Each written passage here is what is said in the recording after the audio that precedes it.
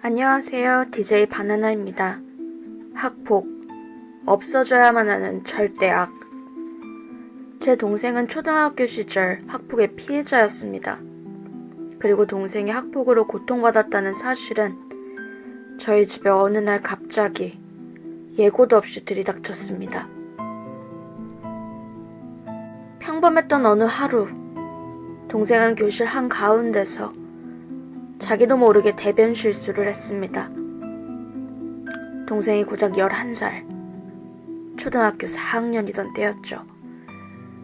동생을 괴롭히던 같은 반 아이들은 대변 실수를 한 동생을 더 괴롭히다가 수업 시작을 알리는 종이 울리고서야 각자 자리로 돌아갔고, 수업 중 교실에 퍼지는 냄새에 문제를 인지한 담임선생님의 연락으로 동생은 할머니 손에 이끌려 집으로 돌아왔습니다. 그날 알게 된 진실은 저희 가족 모두를 아프게 했고 분노하게 했습니다. 동생은 하루도 맞지 않고 지나간 날이 없었고 처음은 한 아이의 괴롭힘으로 시작되었다고 했습니다. 아무 이유도 없이 시작된 그 아이의 손찌검과 욕설은 불행히도 어떤 브레이크도 없이 점점 가속되었고 지켜보던 아이들에게도 조금씩 전염되었습니다.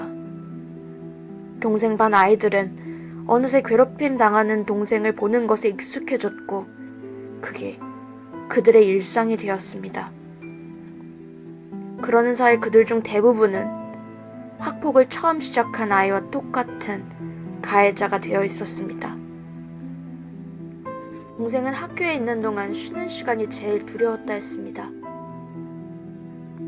같은 학교에서 고작 한 학년 위였던 제가 쉬는 시간을 손꼽아 기다릴 동안 동생은 쉬는 시간이 오지 않기를 간절히 빌고 또 빌었습니다.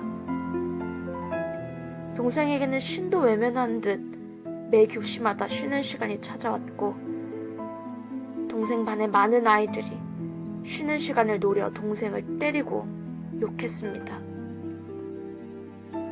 반의 여자아이들도 오며 가며 심심풀이로 그냥 동생의 머리를 뒤통수, 앞통수, 옆통수 가릴 것 없이 때리며 저희들끼리 웃었고 남자아이들도 그냥 심심풀이로 아니면 다른 아이들에게 보여주기 식으로 동생을 주먹과 발 등으로 때렸다 합니다. 아무 이유도 없이 본인의 온몸으로 날아왔던 많은 손과 발길질이 두렵고 아파서 동생은 늘 눈물만 뚝뚝 흘렸다고 해요. 그리고 너무너무 고통스럽던 어느 날 맞던 그 자리에서 그대로 대변 실수를 했습니다. 그날 온 가족이 처음으로 동생의 노란 바지 위에 다른 아이의 실내화바닥이 선명히 찍혀있는 것을 보았습니다.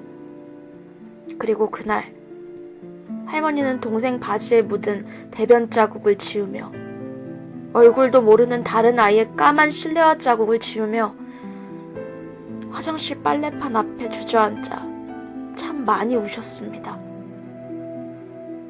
저는 동생과 참 많이도 다투던 누나였습니다. 근데 내 동생이 다른 아이들에게 그런 일을 당했다고 하니 참을 수 없이 화가 나더라고요.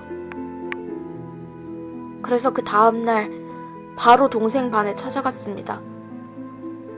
저도 동생과 1살 차이밖에 나지 않는 어린 아이였지만 저보다 더 어린 동생을 지켜주고 싶었어요. 일이 있고 나서라 그랬는지 쉬는 시간임에도 담임선생님이 자리에 앉아 계시기에 불러서 당돌하게 요청했습니다. 동생이 다시는 이렇게 괴롭힘 당하는 일이 없도록 선생님이 쉬는 시간에도 늘 교실에 계셔달라고요. 그리고 동생을 제일 먼저, 제일 많이 괴롭혔던 놈을 찾았어요. 싸움을 해본 적도 없었지만 죽기 살기로 마음먹으면 걔 하나쯤은 다시는 내 동생 못 괴롭히게끔 혼내주고 겁줄 수 있을 것 같았거든요. 정말 몇 날 며칠을 기다렸어요. 학교 시간이 겹쳐 만날 수밖에 없는 순간이 오기를.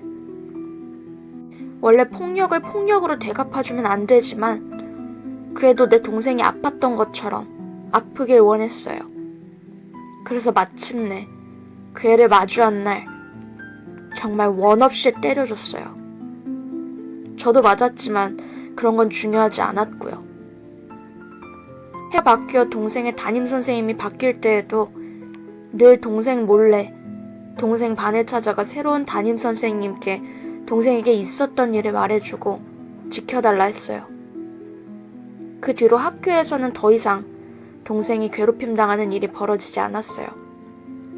하지만 그때의 고통은 동생에게서도 저희 가족들에게서도 전혀 지워지지 않는 것 같더라고요. 그래서 말합니다. 만약 이 영상을 보고 계신 분들 중 학폭을 당하고 계신 분들이 있다면 망설이지 말고 하루라도 빨리 진짜 도움을 줄 수 있는 분들께 알리고 신고도 하세요. 폭력의 가해자들이 단 하루라도 발 뻗고 편안하게 잘 수 있게 내버려 두지 마세요. 그리고 반대로 학폭의 가해자분들이 혹은 가해자였던 분들이 이 영상을 보고 계시다면 당장 폭력을 멈추고 평생 속죄하며 살길 바랍니다. 당신에게는 누군가의 소중한 날들을 무참히 짓밟을 어떤 권리도 없고 당신은 강해서 누군가를 괴롭힐 수 있었던 게 아니라 비겁하고 야비하기 때문에 당신보다 더 약한 상대를 골라 가짜는 힘을 보여주었던 것 뿐입니다. 부디 당신이 저지른 일이 창피한 줄은 알길 바라며 다른 일을 눈물나게 한 만큼 꼭 그보다 더 많이 살면서 당신이 눈물 흘릴 날, 성공해도 다시 바닥으로 주저앉은 날 맞게 될 겁니다. 오늘은 누군가의 아픔이 또 다른 누군가의 알량한 한때 만족감, 행복감을 채워주지 않기를 바라며 시 한 편 띄워보냅니다. 식탁 잔혹사 이희승 DJ 바나나. 놀란 듯한 눈은 하얗게 치켜뜬 채 허망한 허공을 가로지르고 삶을 애타게 애원하던 입은 결국 다물어지지 못한 채 여전한 고통 속을 헤매이네. 일그러진 얼굴 위로 한때의 포만감이 무참히 내려앉으면 지금 저 위에 누워있는 것이 조기 한 마리인지 바로 나 자신인지 누군가의 식탁에 올라 뼈와 살이 발라지고 차게 식은 흔적마저 버려져 이내 잊혀짐은 쉬우니 그가 머물던 자리 비릿함만 가득하네. 영상과 글이 마음에 드셨다면 구독과 좋아요 부탁드립니다.